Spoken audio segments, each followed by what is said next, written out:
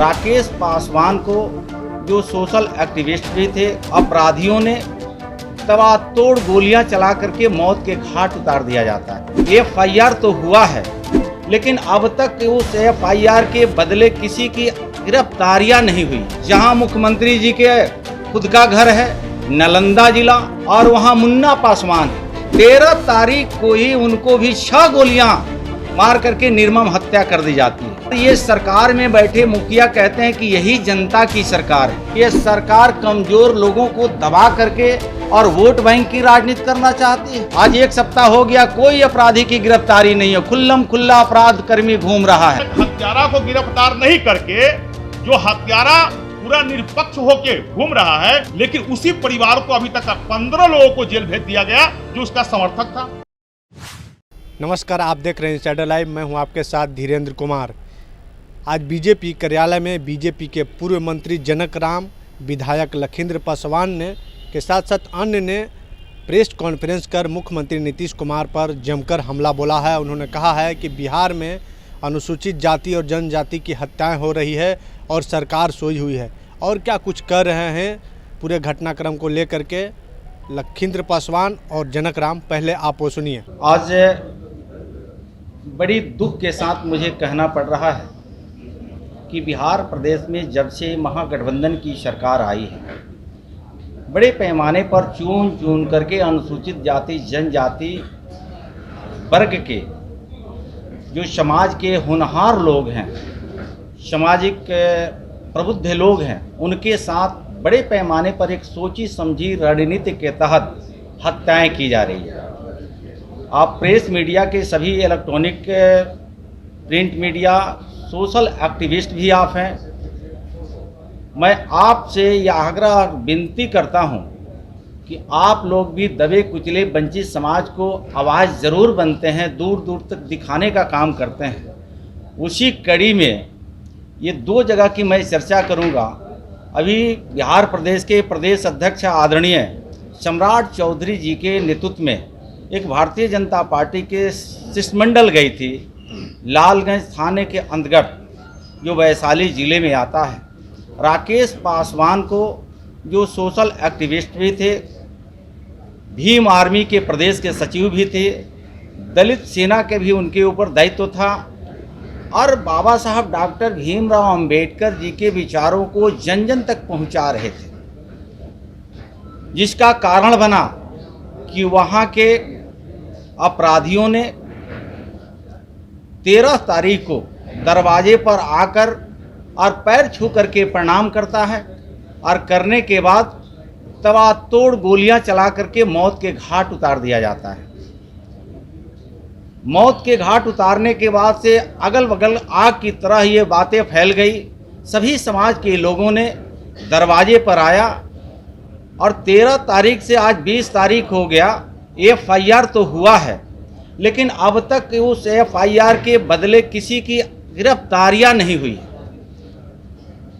और मार्मिक बात है कि उस परिवार के लोगों ने राकेश पासवान के बड़े भाई मुकेश पासवान जिला पार्षद हुआ करते थे, और मुकेश पासवान उस परिवार के ऊपर 16 में भी एक बार गोलियां चलाई गई थी, और उस परिवार के लोगों ने वहां के स्थानीय डीएम और एसपी को आवेदन दिया कि हमारे परिवार के ऊपर जानलेवा हमला हुआ, गोलियां चली, सुरक्षा के लिए आर्म्स की लाइसेंस दी जाए। आवेदन देने के बावजूद 16 में आवेदन दिया गया, आज 2023 है, लेकिन उनके आवेदन पर सरकार ने कोई जवाब नहीं दिया, जिसका ताज़ा उदाहरण 13 तारीख को देखने को मिला कि एक अनुसूचित जाति के होनहार व्यक्ति राकेश पासवान को निर्मम हत्या कर दी जाती है। उसी कड़ी में आपने देखा होगा, जहां मुख्यमंत्री जी के खुद का घर है नालंदा जिला, और वहां मुन्ना पासवान है, जो वो भी अनुसूचित जाति महादलित परिवार से ही आते हैं, और महादलित सेना दलित सेना जो है, दलित सेना में प्रदेश का नेतृत्व कर रहे थे। 13 तारीख को ही उनको भी 6 गोलियां मार करके निर्मम हत्या कर दी जाती है। और ये सरकार में बैठे मुखिया कहते हैं कि यही जनता की सरकार है।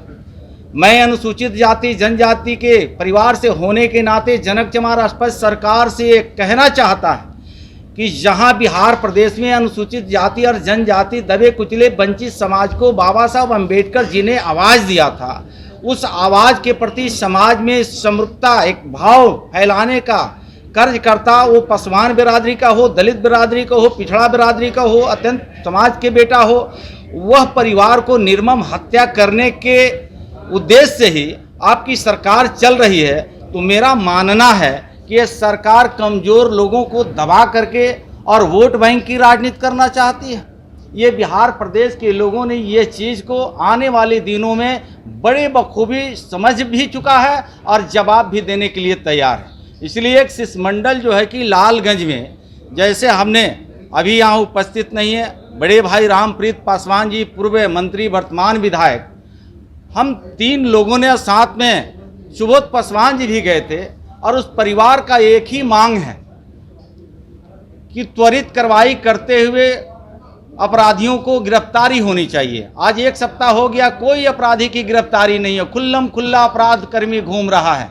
और वहीं से एसपी को, डीजीपी को, मैं स्वयं अपने मोबाइल नंबर से डीजीपी को फ़ोन लगाया तो ये जवाब आया कि अभी डीजीपी साहब वीसी में बैठे हुए हैं और तुरंत कॉल बैक करके आपको बात कराया जाएगा।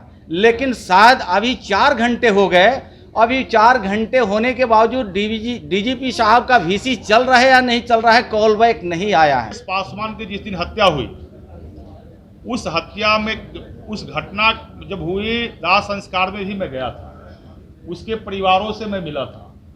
उसके परिवार के लोगों ने स्पष्ट कहा था जो 2022 में बाबा साहब डॉक्टर भीमराव अंबेडकर जी के जुलूस यात्रा के तैयारी संबंधी राकेश पासवान जी ने उस समय भी बड़े पैमाने पर इस कार्यक्रम को मनाने का काम किया था। उस समय भी लोगों ने इन पर साजिश रचा था और इनको धमकी दी गई थी राकेश पासवान को। राकेश पासवान का बड़ा भाई जो है मुकेश पासवान जिला परिषद के सदस्य थे और मुकेश पासवान ने देखा कि मेरे परिवार को धमकी दिया गया और यह कहा गया कि आपको अगला बाबा साहब भीमराव अंबेडकर जी के जयंती मनाने नहीं देंगे, तो उसने वहां का संबंधित जिला पदाधिकारी के यहाँ, जिसका चर्चा जनक जी ने किया, आर्म्स के लाइसेंस का अपनी सुरक्षा और परिवार के सुरक्षा के लिए आवेदन दिया। लेकिन उस समय भी प्रशासन के द्वारा उसको आर्म्स की सुरक्षा नहीं दी गई और उसके बाद 13 तारीख के ही शाम में 5 बजे में राकेश पासवान की हत्या कर दी गई। राकेश पासवान दलित चेहरा थे वैशाली जिला का और एक साजिश के तहत, एक प्लानिंग के तहत हत्या की गई। उसके परिवार के लोगों का कहना है क्योंकि 2022 में ही धमकी दी गई थी। लेकिन आश्चर्य इस बात की है कि राकेश पासवान को हत्या करने के बाद उसके परिवार के लोग पूरे भयभीत तो है। अभी तक प्रशासन के द्वारा किसी प्रकार का कोई सुरक्षा मुहैया नहीं करा गई और यहाँ तक कि जो हत्यारा है वह हत्यारा खुलेआम उस परिवार के लोगों का नाम है, वहाँ के गांव के लोगों का नाम है। हमारी जो हम लोग के प्रतिनिधि मंडल वहाँ गए थे तो सैकड़ों के संख्या में लोग बता रहे थे जो हत्यारा है वो घूम रहे हैं और प्रशासन के लोग को भी ध्यान में ये चीज है, परिवार के लोगों ने बताया है।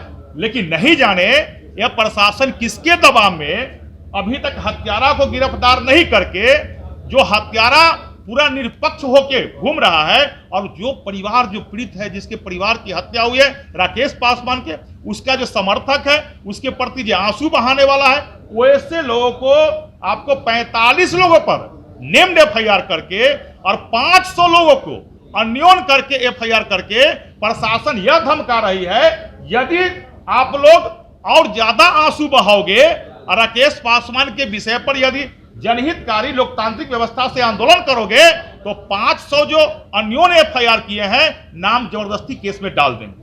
आज इन लोगों ने बताया इस प्रकार से, जिस प्रकार से प्रशासन क्या चाह रही है और जिसका हत्या हुआ और जिसने हत्या किया उसको गिरफ्तारी नहीं है, लेकिन उसी परिवार को अभी तक 15 लोगों को जेल भेज दिया गया जो उसका समर्थक था राकेश पासवान के प्रति।